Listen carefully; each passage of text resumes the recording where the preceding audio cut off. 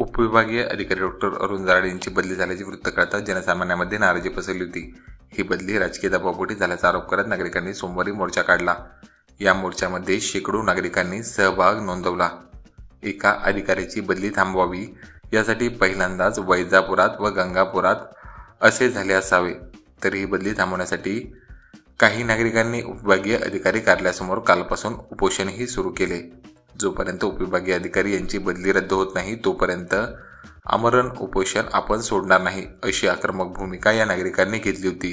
मंगळवारी या उपोषणस्थळी माजी आमदार भाऊसाहेब पाटील चिखलीकर व राष्ट्रवादी काँग्रेसचे शरद पवार गटाचे मंजारी पाटील गाडे यांनी भेट देत आपला जाहीर पाठिंबा दर्शवला आहे। यासोबतच हजारो नागरिकांनी उपविभागीय अधिकारी यांचे समर्थन करत या बदलीस विरोध दर्शवला।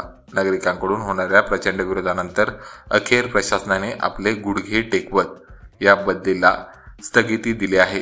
तालुक्यातील जनतेने या निर्णयाचे स्वागत केले आहे।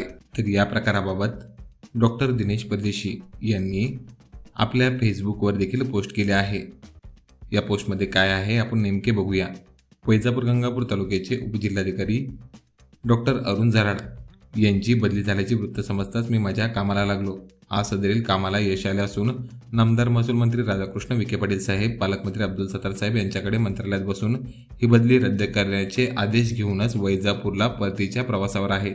डंके की चोट पर नुसतं बसून ओढून काही होत नाही। टर्या मारणे, आरोप करणे खूप सोपे आहे।